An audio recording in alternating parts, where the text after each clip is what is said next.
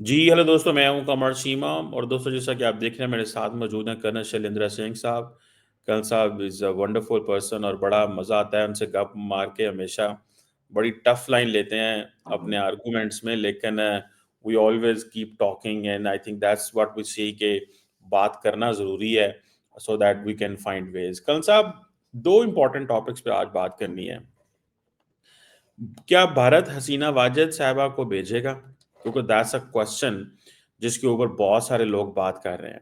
And here there is a central question, ये है कि क्या India stands with the people of Bangladesh और India stands with Sheikh Hasina Wajid, और क्या India stands with the system which is installed there at the moment, जो कि वहां पे एक खास किस्म की रेवोल्यूशन कह लें, उसको जो भी कह लें, उसके बाद आया है, या India will stand with its long partner Sheikh Hasina Wajid. और क्या इंडिया जो है वो चाहेगा कि शेख हसीना वाजिद को इलीगली रखे, या कि इंडिया अपनी नेबरहुड फर्स्ट पॉलिसी में स्टेट को अहमियत देगा या इंडिविजुअल को अहमियत देगा? ये कुछ क्वेश्चन है जिसके ऊपर हम बहुत सारी बातें हो रही हैं। So what do you make of that, colonel साहब? जय हिंद, नमस्कार। कमर चीमा साहब, आपने एक बहुत पासिंग में बात करी, लेकिन वो बहुत बड़ी बात थी, लोगों को शायद नोटिस नहीं आएगा। आपने क्या कहा कि आज हम आपस में बात करते हैं। देखिए कितनी बड़ी चीज है ये, बात करते हैं, आपस में बात करते हैं। I think India has always been demanding Pakistan, चलो आपस में बात करते हैं। बहुत बड़ी बात है जो आप करने की कोशिश कर रहे हैं, और शायद मैं आपके थ्रू कंट्रीब्यूट कर रहा हूं। आगे बात हसीना जी की। देखिए हसीना जी का अगर आप स्पेसिफिक जो जो आपने क्वेश्चन भेजे हैं, मैं उस पर, मतलब जो आप बोल रहे हैं उसके ऊपर मैं बोल रहा हूं। अब सीधी सीधी बात, कंट्री से बड़ा कोई नहीं, ये हमारी पॉलिसी रही। There is no doubt about it. हमारे लिए Hasina is actually Bangladesh, that yes, she belongs to Bangladesh. We have good relation, well good. हमारे तो एक पर्टिकुलर टाइम पर नवाज शरीफ के साथ बड़े अच्छे रिलेशन थे, बट दैट डजंट मीन कि हम उस रिलेशन को कन्वर्ट कर पाए पाकिस्तान के साथ अच्छे करने के लिए, या शरीफ साहब हमारे साथ उन रिलेशंस को अच्छे कर पाए एज अ कंट्री। इंडिविजुअल एक अलग बात है। अदरवाइज आपको भी पता है कि किसी की शादी ब्याह में जाना, वो भी सो कॉल्ड बिन बुलाए, एक बहुत बड़ा जेस्चर होता है कि चलिए जी, कमर चीमा साहब की बेटी की शादी है, बेटे की शादी है, कर्नल शैलेंद्र सिंह पहुंच गए। बोले यार हम तो घर के लोग हैं, हमारे तो आपसे, हम पिछले इतने साल से काम कर रहे हैं इकट्ठे। सो वो एक अलग बात होती है। लेकिन जहां तक बात आपके सवाल की है, कंट्री से बढ़कर कोई नहीं। As far as India is concern, हम हमेशा इस बात में गर्व करते हैं, घमंड करते हैं कि कंट्री से बढ़कर कोई नहीं। India first, Bangladesh first, Pakistan first, मैं ये भी कहने के लिए तैयार। सो आगे बात सेकंड, क्या हम सिस्टम के साथ खड़े होंगे या हसीना के साथ खड़े होंगे? इंडिया का हमेशा से स्टैंड रहा है, रहेगा कि हम हमेशा सिस्टम के साथ खड़े होते हैं। इंडिविजुअल्स डोंट मैटर, इंडिविजुअल्स में मैटर। एक गलत एग्जांपल जानबूझकर मैं देता हूं, उससे आवाम को समझ आएगी कि बात कहां चल रही है। पाकिस्तान में स्टैंड विद मसूद, पाकिस्तान में stand with Hafiz, but Pakistan will never stand with terrorism. बड़ी सिंपल बात है, it should not stand with terrorism. So उसी तरह जब आप सिस्टम वर्सेस हसीना की बात कर रहे हैं, India will always go with the system. अब आती है बात हसीना को क्या हम वापस भेजेंगे या नहीं भेजेंगे। देखिए हमारे और उनके बीच में आई थिंक 1993 के करीब हमारी एक्स्ट्राडिशन ट्रीटी भी है उनके साथ। हम आपस में एक दूसरे को भेज सकते हैं जब वो इस तरह का कोई काम होता है। बट उसमें ट्रीटी में internationally, the treaty is internationally से, जर्नली जिसको बोल सकते हैं, कि उसमें एक क्लॉज होता है कि if it is politically motivated, अगर पॉलिटिकली मोटिवेटेड है तो उसके अंदर शेख हसीना को एक हक बनता है। शेख हसीना को मत पकड़कर बैठिए, कोई भी बांग्लादेशी को जो इंडिया में होगा, उसको एक ये हक बनता है कि वो इंडियन गवर्नमेंट और इंडियन कोर्ट्स में ये मांगे कि जनाब वहां पर मेरे को वहां से निकाला गया था पॉलिटिकली मोटिवेटेड होकर, मेरे को पॉलिटिकल रीजंस पर, और अगर मैं वापस जाती हूं या मुझे वापस ले जाया जाता है तो पॉलिटिकली मेरा सो कॉल्ड एक्सप्लॉइटेशन होगा, जो सारे डिसीजन मेकिंग है। थर्ड, और इस बात को मैं स्ट्रेंथन करता हूं, शेख हसीना को रिप्रेजेंट किसने किया उस कोर्ट में जहां उन्हें फांसी की सजा दी गई है? उसको रिप्रेजेंट, देखिए, नेचुरल जस्टिस तो करना पड़ेगा, चाहे आर्टिफिशियली सही, लेकिन करना जरूर पड़ेगा। सो उस पॉइंट ऑफ व्यू से शायद Hasina may be able to score, क्योंकि उनके पास वो दो ऑप्शन जो निकल कर आ रहे हैं कि एक है कि चलिए जी वो सुप्रीम कोर्ट जाएंगी, वहां से जस्टिस मांगेंगी, सरेंडर करेंगी, उनको अरेस्ट किया जाएगा, जो भी कह लीजिए। As far as India is concern, India इस बात पर कन्विंस्ड है कि यूनुस सरकार अपने आप में एक पॉपुलर सरकार नहीं है, एक डेमोक्रेटिक सरकार नहीं है। ये एक डीप स्टेट द्वारा इंस्टॉल करी गई सरकार है, जिसका कि जो भी इंटरेस्ट है कि जी उनको वो आइलैंड पर बेस नहीं दिया, ये नहीं दिया, वो नहीं दिया। सो अगर आपकी बात का मोटे मोटे तौर पर आंसर आए, if the system demands and is justified, she will go back. और वैसे भी आप देख रहे हैं, मेरे यहां तो छोड़ दीजिए, बांग्लादेश में आग लगी पड़ी है पिछले 24 घंटे में। जिस तरीके से लोग इस बात को प्रोटेस्ट कर रहे हैं, जिस तरीके से हसीना खुद कह रही है पिछले एक सप्ताह में कि इलेक्शन करिए, मैं आ रही हूं, election should be fair and fine. उसके बाद उसके अलोंग अगर आप एक जुडिशरी सिस्टम को जस्टिफाइड तरीके से चलाएंगे तो वो जाएगा। मैं आपको, क्योंकि आप राजीव गांधी के बहुत बड़े फैन हैं, इसलिए मैं आपको समझाने की कोशिश कर रहा हूं सिमिलर एग्जांपल, कि राजीव गांधी के खिलाफ कोर्ट में केस हैं, बट दैट डजंट मीन कि वो जेल में बंद हैं। उनके केस चल रहे हैं, चाहे वो किसी भी तरह के हो, मिस अप्रोप्रिएशन ऑफ मनी है, जो गलत तरीके की जो कंपनी उन्होंने चलाई है उससे जो पैसा लिया है, वगैरह वगैरह। सो ही हैज अ राइट। मुझे लगता है शेख हसीना को बांग्लादेश में अगर किसी भी तरह की डेमोक्रेसी और जुडिशरी सुप्रीम है तो उन्हें ये चांस जरूर मिलना चाहिए। लेकिन खान साहब मुझे बात बताएं, ये जो सवाल है कि जी किसने उसको रिप्रेजेंट किया, क्या किया, ये सवाल एक पर्सन है इंडिया के अंदर बैठा हुआ है, ठीक है। अब उन्होंने नोट वर्बैल भेजे हैं आपको, आप उनको लिफ्ट ही नहीं कराते। वो इंडिया में बैठ के सियासत करती है, इंडिया में बैठ के सियासत करती है, पूरे के पूरे सिस्टम को चैलेंज करती है बांग्लादेश के, और आप जो है वो अलाउ करते हैं उसको। वो कहते हैं इसको चुप कराओ, आप कहते हैं हम चुप नहीं करवाएंगे इसको। तो इंडिया इन अदर वर्ड्स तो इंटरफेयर कर रहा है उनके इंटरनल मामलात में, क्योंकि इंडिया ने उनकी एक एब्सकॉन्डर को भगौड़ा है, को भगाया बैठाया हुआ है। जी, बहुत बढ़िया बात। जहां तक बात आ रही है कि सियासत वो करती हैं, इंडिया की डेमोक्रेसी, जिसको बोलते हैं ना रियलिटी ऑफ डेमोक्रेसी, इंडिया में यही दिखाती है कि बोलने का हक सबको है। ये इसमें कहीं कोई डिनायल हो नहीं सकता। और इसीलिए आप देखते हैं हमारे पास 50 ऐसे पॉलिटिशियन हैं, 50 ऐसे सोशल एक्टिविस्ट हैं, 50 ऐसे मीडिया के लोग हैं जो सरकार के ऊपर, देश के ऊपर, सिस्टम्स के ऊपर कमेंट करते हैं, सिवियर कमेंट करते हैं, क्रिटिसाइज करते हैं। बट दैट डजंट मीन कि वो जेल चले जाते हैं या उन्हें कंट्री से बाहर निकाल दिया जाता है। That is not the way democracy works.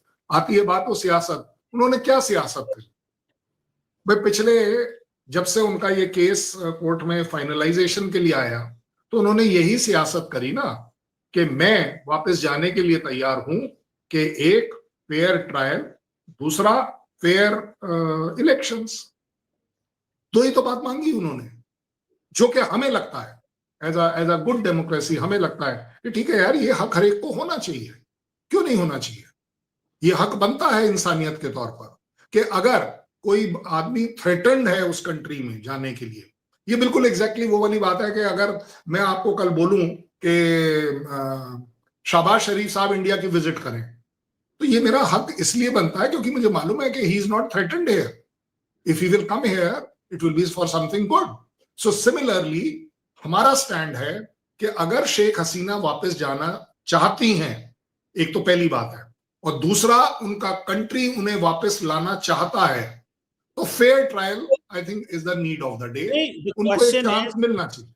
नहीं कर्नल साहब, आप तो नहीं फैसला करेंगे वहां फेयर ट्रायल हो रहा है कि नहीं हो रहा। मिसाल के तौर पे आपने विजय माल्या को लेके आना है इंडिया के अंदर, आपने वो एक बंदे को भी रिसेंटली बेल्जियम से इंपोर्ट डिपोर्ट करवा रहे हैं, आपने तहुवर राना को लेके आना था। अगर वो बंदा वहां पे कहता है जी हम तो पाक इंडिया के ट्रायल को नहीं मानते, हमारे साथ वहां ज्यादती हो जानी है, वो ऑलरेडी चीजें प्लान बना के बैठे हैं और हम जाना नहीं चाहते और हमें वहां पे इतबार नहीं है और लोगों ने कहा भी है वहां पे। तो मतलब क्वेश्चन ये है कि आप क्या इसमें कर सकते हो भाई? ये आप दुनिया से जाके बंदे मांग रहे हो अपने लिए, लेकिन जब कोई मुल्क मांगता है तो कहते हो कि जी वहां पे देखना पड़ेगा, वहां पे क्या होता है, वहां पे ट्रायल ऐसा है, वहां पे ट्रायल वैसा है। मतलब ये आपने फैसला तो नहीं करना ना, ये तो उस मुल्क का बंदा है। या तो ना शेख हसीना वाजिद आपके मुल्क की वजीर आजम रही हो, आपका मुल्क की सिटीजन हो, वो आज भी बांग्लादेश की सिटीजन है, आपकी तो सिटीजन ही नहीं है वो, तो आपको तो उनको देना चाहिए। और अपनी दफा आप बहुत सारे लोगों को मांगते हैं दुनिया से और कहते हैं कि ये दे दो, वो भी तो यही कहते हैं कि हमें फेयर ट्रायल नहीं मिला, लेकिन आप फिर भी उन्हें खींच के ले आते हो। Very good, very good. Rana को हम लेकर आए हैं कितने साल उनके यहाँ कोर्ट में लड़कर, आपको भी पता है, मुझे भी पता है। अदरवाइज जो लाने वाली बात कर रहे हैं ना आप, हम जाते और हम ले आते, ऐसा नहीं है।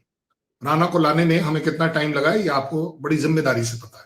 विजय माल्या को अभी तक हम नहीं ला पाए हैं क्योंकि हम उसका एक फेयर ट्रायल उस कंट्री में, उसके जहां वो बैठा है उस कंट्री में लड़ रहे हैं, वहां पर बातचीत चल रही है।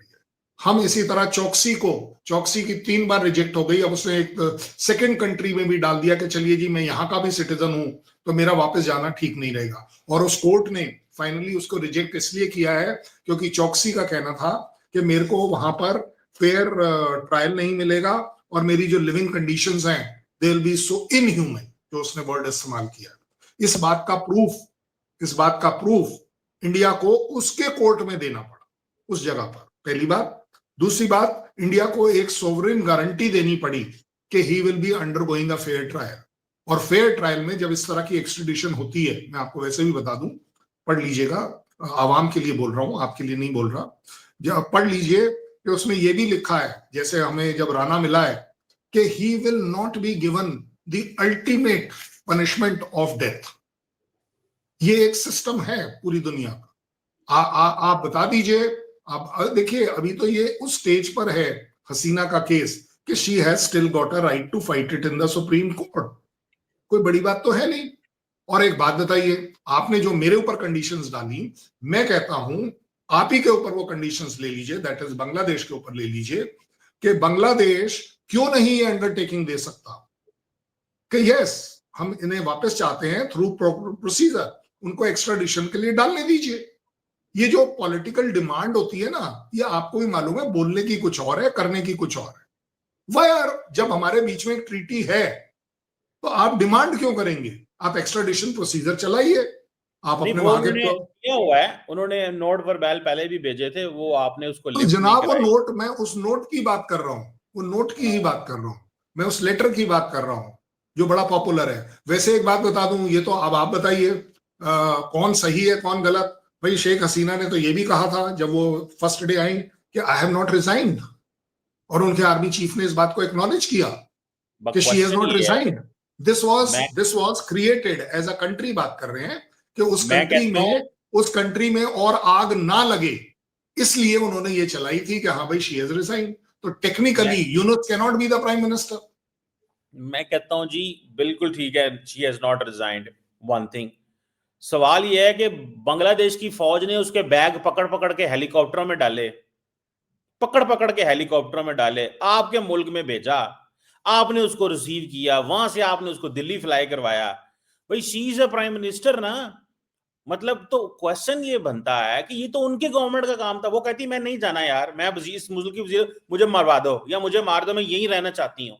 मतलब एक अगर फॉर एग्जाम्पल मॉब था बाहर या कुछ ऐसी सिचुएशन थी तो वो बहुत कुछ कर सकते थे। प्राइम मिनिस्टर भाग थोड़े ही जाता मुल्क छोड़ के, और फिर वो भी इतनी बड़ी फौज की मौजूदगी में, इतनी बड़ी फौज और ये सिक्योरिटी फोर्सेस की मौजूदगी में। अगर उसके वो वहां से आ गई हैं क्योंकि वो वजीर आजम है, और अगर वो वजीर आजम है तो उस मुल्क की फौज उन्हें प्रोटेक्ट करे, जिन्होंने ओथ लिया हुआ उसको प्रोटेक्ट करने का। They have taken N oath. कल साहब आप तो सोल्जर हैं, आपको तो पता है, यू टुक एन ओथ। भाई आप जिंदगी मौत पे खेल जाओगे for sovereignty, for the duty जो आपकी जो है। आप नहीं देखोगे मेरे कितने बच्चे हैं, मेरी क्या फैमिली है, मेरे पीछे क्या है, मेरा आगे क्या है। आपने ओथ को वैल्यू करना होता है उस वक्त। आपसे बेहतर कौन जानता है, आप खुद सोल्जर हैं। तो मैं तो ये समझता हूँ, बहरहाल चले वो एक सियासत हो रही है, लेकिन कल सा मूविंग ऑन, जनरल हमारे जो हैं उपेंद्र द्विवेदी साहब, मेरे सीनियर जनरल उन्होंने कहा भाई 88 दिन घंटे की जंग लड़ी थी, 4 साल की लड़ेंगे, तो तैयारी कर लो बस। पाकिस्तान ने मौका दिया तो आपको ये किया, ये बार बार कहा जा रहा है मौका दिया मौका दिया। हम तो कभी नहीं कुछ करेंगे भैया, हम तो छोटा सा मुल्क है, इतना सा नन्ना प्यारा सा, हम तो अपनी जिंदगी गुजार रहे हैं और आपको भी कह रहे हैं जा सिमरन जी ले अपनी जिंदगी, हमें जो है ना वो इन चीजों में ना घसीटें। अब मैं वो देख रहा था कि बहुत सारे लोग इंडिया के अंदर कहते हैं कि जनाब पाकिस्तान जो है ना वो हमें इसने छेड़ा तो हम ये कर देंगे वो कर देंगे। भाई हम क्यों छेड़ेंगे आपको? आप अभी कह रहे हैं कि अमेरिका ने भी सीज फायर नहीं करवाया, आप जंग जीत रहे थे तो क्यों आप ने सीज फायर के लिए एग्री हुए? Well so on and so forth. Then moving on, I think the most important thing is कि शायद ये कहा जा रहा है कि इंडियन फौज के पास अभी वो इक्विपमेंट या वेपन या वो प्रिपेयर्डनेस ही नहीं है लंबी जंग लड़ने के लिए। So that's why they had to get agree for the cease fire. अगर जंग लंबी हो जाती है तो वो प्रिपेयर्डनेस नहीं थी, ये कंक्लूजन है इंडियन फौजियों का। मैं आई कैन नेम दोस्त, उनका ये कंक्लूजन है हमारी प्रिपेयर्डनेस नहीं थी, इसलिए हमें जंग, हमें ना अमेरिका ने कहा ना किसी और ने कहा, हम खुद ही समझते थे कि जंग अगर लंबी हो गई तो मतलब आउट ऑफ कंट्रोल हो जाएंगी चीजें। गुड। आपके लिए मेरे पास एक बहुत अच्छे से शब्द हैं, ख्याल अच्छा है, ख्याल आपका अच्छा है मन बहलाने के लिए, इसमें कोई डाउट नहीं, और मैं आपको अलाउ करता हूं कि जा सिमरन जा जी ले, बिल्कुल 100% अलाउड है। अब आगे बात के वाई सीज फायर, क्योंकि आपने बोला है इसलिए मुझे बोलना पड़ रहा है। अब तक आपका आपका पर्सनल स्टैंड भी ये था पिछले प्रोग्राम्स में, 10 प्रोग्राम्स में, कि इंडिया दौड़ कर गया था और उसने यूएस के थ्रू सीज फायर करवाया और बाद में उसे डिनाई कर दिया कि जी हमने तो अपनी मर्जी से किया। पहली बात। दूसरी बात, अदरवाइज आप ही बताइए, ट्रंप में तो आप लोगों का विश्वास बहुत ज्यादा है, हालांकि मैं आपको हमेशा गाइड करता आया हूं, एक्सपोज करता आया हूं ट्रंप को कि ये किसी का अपना बंदा नहीं है। पाकिस्तान बहुत बड़ी गलतफहमी में रहेगा कि ट्रंप आजकल हमारा हो गया, ऐसा ऐसा नहीं है, ये आपको भी पता है, प्रूव हो सकता है। ज्यादा बड़ी बात यह प्रिपेयर्डनेस, क्योंकि दैट इज वेरी इंपॉर्टेंट। मान लीजिए मेरी बात कमर चीमा साहब, अगर कभी आपके आसिम मुनीर साहब से भी आपका बातचीत हो तो उनसे जरूर पूछ लीजिएगा कि जनाब ये कर्नल शैलेंद्र ने जो बोला है क्या ये दुनिया में एप्लीकेबल है कि नहीं, पाकिस्तान नहीं दुनिया में। जिस दिन जिस फौज ने ये सोच लिया कि मैं फुल्ली प्रिपेयर्ड हूं, वो उस दिन जरूर पिटेगा। अमेरिका से ज्यादा बड़ी फौज, हाईटेक फौज कहीं नहीं थी, अफगानिस्तान में भी पिटी, वियतनाम में भी पिटी। क्यों? क्योंकि जिस दिन ये गुरूर आ जाए, फौज एक ऐसी चीज है, लड़ाई एक ऐसी चीज है, इसमें आप कभी नहीं कह पाएंगे। और लेटेस्ट एग्जांपल मैं आपको इवन रशिया का दे देता हूं, कहां रशिया इतना बड़ा चौड़ा, कहां वो यूक्रेन। भाई साहब, प्रिपेयर्डनेस जो होती है ना, दिस इज नेवर डिफाइंड कि प्रिपेयर्डनेस होती क्या है। प्रिपेयर्डनेस का मतलब ये नहीं होता कि मैं ऐसे बैठा, 2 कॉलर बंद किए, एक टाई लगाई, एक सूट पहना, I am now prepared. No, this is not preparedness. Preparedness carries on and on. मेरे यहां का हर फौजी, हर स्ट्रेटेजिस्ट आपको ये जरूर कहेगा, और इंक्लूडिंग जो मेरे सर्विंग चीफ हैं, we are always preparing for. बड़ी सिंपल सी बात। सो इसलिए प्रिपेयर्डनेस के ऊपर मुझे लगता है कहीं कोई गुंजाइश नहीं। लास्ट छेड़ा, कमर चीमा साहब दिल पर हाथ रखिए, और जो स्टेटमेंट मैं आर्मी चीफ की पढ़ने वाला हूं उसको दिल से जवाब दीजिएगा, दिल से, मतलब कंट्री के तौर पर नहीं, मेरी कंट्री आपकी कंट्री। एक एलियन आदमी बोल रहा है, ये सोच लीजिए। If Pakistan gives a chance, बात खत्म हो गई, यहीं पर सारी बात खत्म हो गई। That means India has no intentions of any other kind. Ball is in the court of Pakistan. If India gives a chance, ये एक बहुत बड़ी बात है। If Pakistan gives a chance, then we will teach them. और अब आपके जो थ्रेट वाली बात कर रहे हैं, मैं उसको भी कितने मैच्योर तरीके से, कितने मैं तो कहता हूं कितने कंट्रोल्ड वर्ड्स में उस एक हमारे जाबाज बंदे ने निकाला है आवाज। क्या बोला है? We teach how to behave responsibly with neighbors. Oh my God. English मेरी अपनी लैंग्वेज नहीं है, लेकिन कितनी बढ़िया बात उसने दोनों देशों के बीच में डाल दी कि आप एक दूसरे के साथ रिस्पॉन्सिबली कैसे बिहेव करने चाहिए। आ गई बात last but not the least कि 88 hours is a trailer, long war, non war, any war.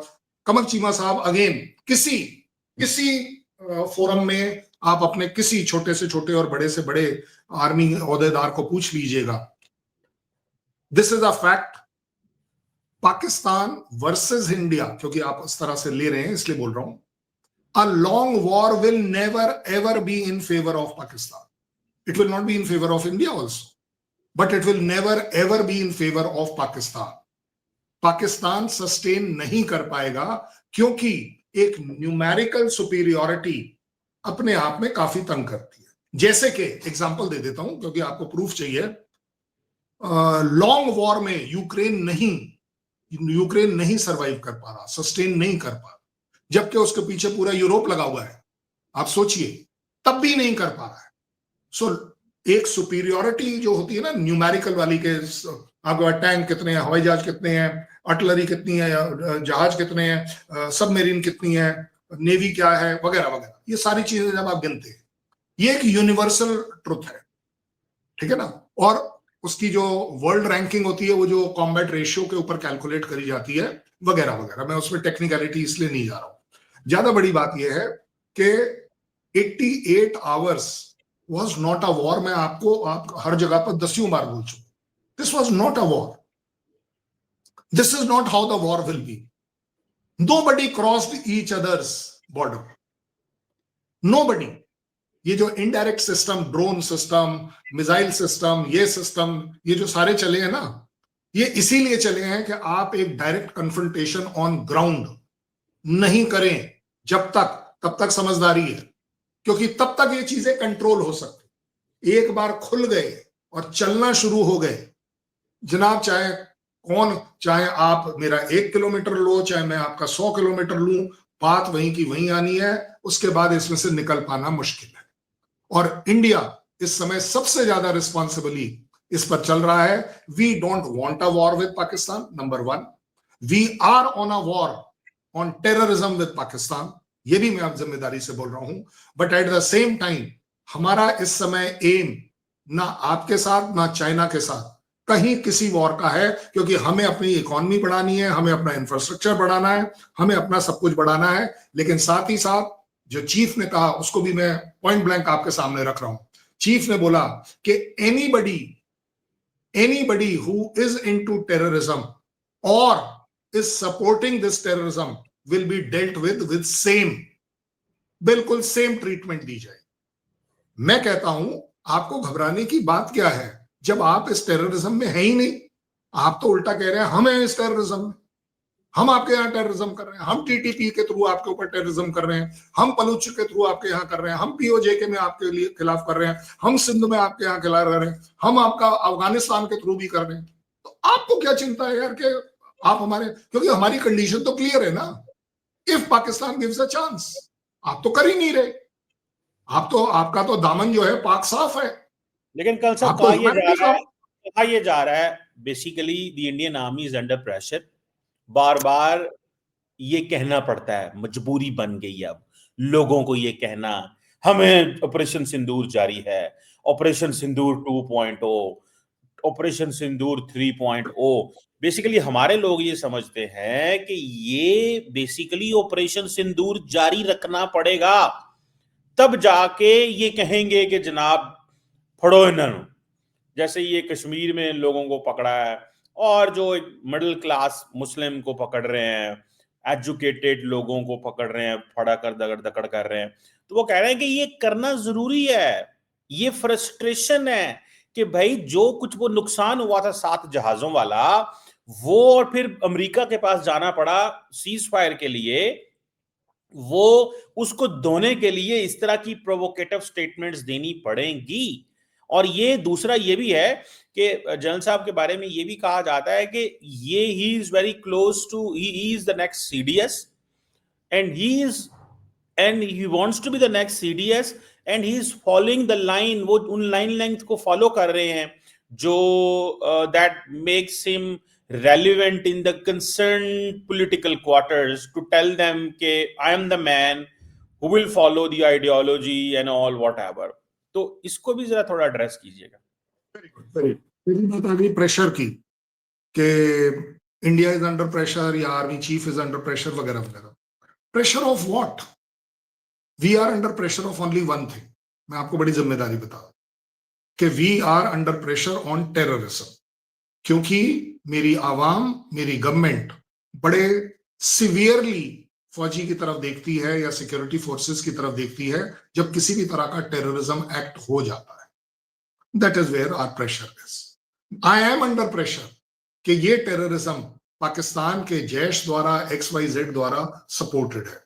इसलिए मेरे ऊपर ये प्रेशर है कि क्या मैं पाकिस्तान के ऊपर फिर से कुछ करूं या ना करूं. ये प्रेशर है, इसमें कोई डाउट नहीं है. और अगर करूं तो कितना करूं, ये ज्यादा बड़ी बात है. उससे भी ज्यादा बड़ी बात, कितना करना है. What is the limit?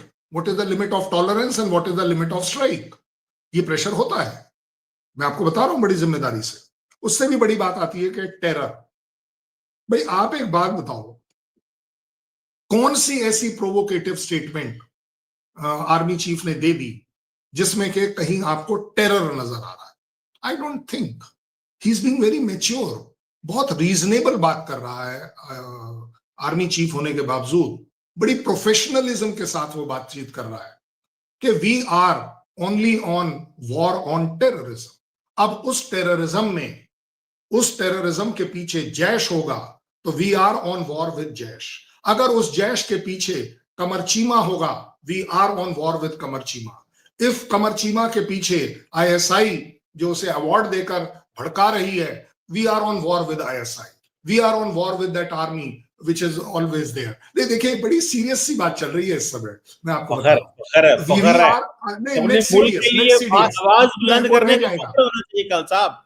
अपने मुल्क के लिए आवाज बुलंद करने का फख्र होना चाहिए. मेरी ISI है ना, मेरा मुल्क है ना, मेरी इंटेलिजेंस एजेंसीज है ना, किसी की तो नहीं है. तो मुझे तो फख्र है. I am a nationalist who loves peace and wants to have a dialogue with our Indian friends. हम तो चाहते हैं. आपको कल साहब मैं अगले दिन किसी को बता रहा था, सच्ची दिल की बात. मैंने कहा यार आपको पता ही नहीं है कि हमें कितनी तकलीफ है बॉर्डर बंद होने की इंडिया के साथ.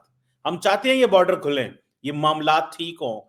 पंजाब हम भी यार देखना चाहते हैं. मैं अगले दिन किसी दोस्त को बता रहा था, first time when I ever saw India, तो पता कहां से देखा मैंने? When I watched a movie carry on जटा. मतलब मैं इंडियन पंजाब की, इंडिया को तो देख रहे थे बॉलीवुड के जरिए, लेकिन इंडियन पंजाब की वो एक मूवी थी कैरी ऑन जटा. वो मुझे किसी ने कहा जी देखो बड़ी हंसने वाली मूवी है. मैंने वो देख ली. सॉरी आपकी बात काट रहा हूं. तो कल साहब दैट्स हाउ आई रियलाइज्ड कि 75 साल हो गए हैं, 70 साल यार, ये दोनों मुल्क एक जैसे ही सोचते हैं. वैसी सड़कें, वैसे ही घर, वैसे ही रहन सहन, वैसे ही खाना पीना, वैसे ही अल्फाज, वैसे ही बातें. बॉर्डर लगा हुआ है, ना कोई आता है ना कोई जाता है, ना कोई पता है उधर का हमें ना उनको हमारा पता है. लेकिन तो हमें तो इस चीज की बड़ी तकलीफ है. हम चाहते हैं इंडिया से बॉर्डर खुले. हम अपने मुल्क की we stand with Pakistan in every thick and thin. जो भी हो जिंदा मौत हर चीज पाकिस्तान के लिए. लेकिन हम चाहते हैं यार इंडिया से बॉर्डर खुले, चीजें बेहतर हो. मतलब ये जस्ट एक पॉइंट है, बाकी जो मर्जी को कहे. वो लास्ट पॉइंट रह गया, नेक्स्ट CDS वाला. मुझे आप एक बात बताइए, ये जरा कल से थोड़ा डिटेल में बताइएगा, क्योंकि ये कहा जा रहा है कि सर जो है ना, सर वो बहुत सारे जो रिलीजियस लीडर्स को भी मिलते हैं, तो वो give a message to somewhere. वैसे आपको बता दूं, क्योंकि I have served with that office, the army chief is supposed to meet the politicians also. जिस स्टेट में वो जाते हैं वहां के हर उस आदमी से जो मैटर करता है, चाहे वो पॉलिटिकल हो, रिलीजियस हो, आवाम का हो, किसी का, स्कूल्स का हो, स्कूल्स का भी हो. अदरवाइज वही वाली बात होगी, स्कूल में जाने का क्या मतलब है. But this is part of the protocol responsibility of the army chief कि अगर वो किसी जगह जाता है तो वहां के गवर्नर को कॉल ऑन करेगा, उसके CM से मिलेगा. वहां पर अगर कोई किसी भी तरह का ऑर्गेनाइजेशन है उनसे वो मिलता है, कटता नहीं है, because this is called as democracy. Next CDS, वो ज्यादा जरूरी बात है. मुझे एक बात बताइएगा कमर चीमा साहब, अगेन बड़ी इमोशनली आपको ब्लैकमेल कर रहा हूं इस बात पर. कौन ऐसा पत्रकार है जो नहीं चाहेगा कि वो भी रिपब्लिक TV बने, वो भी टाइम्स नाउ बने, वो भी एनडीटीवी बने, वो भी बीबीसी बने, वो भी सीएनएन बने। क्यों नहीं? क्योंकि ये आवाज जो कमर चीमा की आपके और मेरे बीच में है, क्यों नहीं एक बार में लाखों करोड़ों लोगों तक जाए? क्या गलत है इसमें? कोई गलती नहीं है उसमें। So as far as I am concern, क्योंकि ये मैं बड़ी आपको बिपिन रावत साहब के टाइम की बात बता रहा हूं, क्योंकि वो मेरे से उनके अच्छे ताल्लुकात से, तो ये बात मेरे तब समझ में आई थी। उन्होंने, उनका कहना है, या वैसे भी आपको पता है, सीडीएस कोई ना कोई तो बनेगा, ये तो पक्की बात है, ठीक है ना? और चीफ ही बनेगा, ये पक्की बात नहीं है। अदरवाइज जो अभी हमारे प्रेजेंट सीडीएस हैं वो चीफ नहीं थे, वो तो आर्मी कमांडर थे इसके। और इसीलिए हमने वो दायरा बढ़ाया हुआ है कि he should have the correct age and he should have successfully commanded a corps. Core commander and above को कंसिडर किया जा सकता है, रिटायरमेंट के बावजूद उसकी उम्र बची हुई होनी चाहिए बस। Yes, he should be able to serve. अब आती है बात, ऐसा लग रहा है जैसा कि आप कह रहे हैं कि अगर एक चीफ के रिटायरमेंट का टाइम और सीडीएस के रिटायरमेंट का टाइम कहीं नजदीक में दिख रहा है, बुरा क्या है भाई? एक चीफ होने के नाते वो अगर पिछले 3 साल से पूरी कंट्री की सिक्योरिटी और डिफेंस सिस्टम को समझता है, थिएटराइजेशन को वो एयर चीफ और नेवल चीफ के साथ बैठकर डिस्कस करता रहा है 3 साल, अगर वो इंसान, तीनों में से कोई भी हो, लेकिन आप उपेंद्र सर की बात कर रहे हैं इसलिए मैं बोल रहा हूं, तो अगर वो सीडीएस बनता है तो क्या वो ज्यादा अच्छा कंट्रीब्यूट करेगा वर्सेस जो 3 साल पहले कोर कमांडर या आर्मी कमांडर रिटायर हुआ है? क्योंकि मैं आपको बता दूं, आपके यहाँ क्या है मुझे नहीं पता, लेकिन जनरली ऐसा सब जगह होता है, एक बार आप जब रिटायर हो जाते हैं ना, देयर इज नो प्रोसीजर कि इंडियन आर्मी, एयरफोर्स या नेवी अपने उस एक्स चीफ को ब्रीफ करती है कि चलिए जी हर महीने बताया जाएगा क्या चल रहा है क्या नहीं चल रहा। इसीलिए हमारे यहाँ सिस्टम है कि even a ex chief gets a cooling period of 1 year, कि वो किसी भी अपॉइंटमेंट पे उसको नहीं लगाएगा, वो लगा दिया जाए वो एक अलग बात है, but there is a cooling period.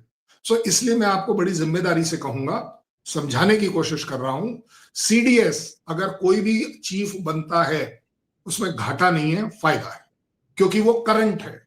अब आगे बात जो आपने कहा कि जी रिलीजियस या कोई भी, आप एक बात बताओ, उपेंद्र द्विवेदी सर क्रिश्चियन है क्या? या उपेंद्र द्विवेदी सर मुस्लिम हैं या सिख हैं या पंडित हैं? अब अगर रिलीजन में घुसोगे तो फिर ये देखोगे। हमारे लिए, मैं बड़ी, बिकॉज मेरे अपनी रेजिमेंट में मेरे पास मुसलमान फोर्स है, इसलिए मैं बोल पाता हूं कि मेरे से अच्छा कोई मुस्लिम हो नहीं सकता। इसी तरह एक चीफ का सिर्फ और सिर्फ एक, और ये अगर मेरे लेवल से लेकर चीफ के बीच का अगर मैं ब्रिज आपको दिखाने की कोशिश कर रहा हूं, वो यही दिखा रहा हूं, there is no religion of any army, किसी भी लेवल पर ले लीजिए।